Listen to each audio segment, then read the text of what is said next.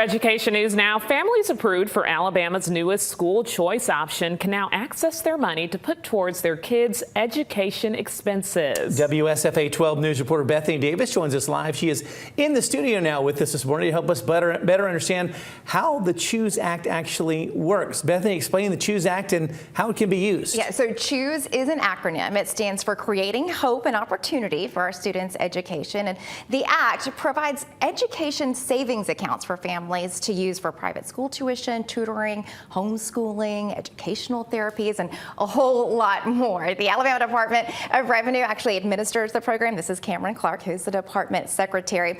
You approved more than 23,000 students for this program from literally every corner of the state. Exactly how did these students qualify? Sure, we were excited to fund these 23,000 students beginning actually just this past Tuesday.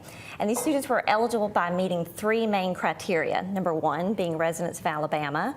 Number two, they're in grades kindergarten through 12th grade. And number three, their income level did not exceed 300% of the federal poverty level.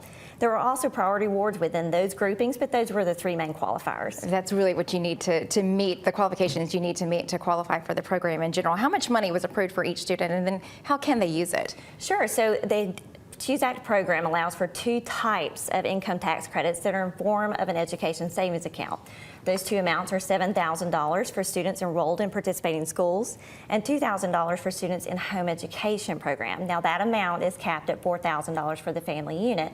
But parents can use these ESAs in a digital wallet form on our ClassWallet platform. And they can use these for eligible expenses, which is tuition and fees at participating schools, but also the purchase of textbooks, curriculum, pens, paper, things you need for your students' individual education program.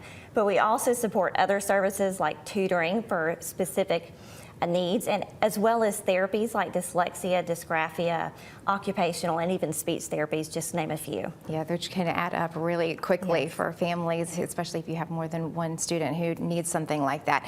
Now, talk a little bit about this savings account. Is this a true savings account where we can keep the money there and use it later if we don't use it all this year? Or is it kind of a use it or to lose it situation? That's a great question. So parents have the program's academic year to use these funds. That academic year runs July 1 through June 30th of 2026. So parents have that time frame to use all these funds for the 25-26 school year. Any funds remaining after June 30th will not be rolled over, so it's imperative to use those funds. But parents can visit chooseact.alabama.gov and view the parent guide to kind of find out how to use those program funds. There's a lot of good information there. We are going to talk a little bit more this morning, though, about some things you need to know to get in on the next round of those funds. Applications for the 26-27 school year will open in January.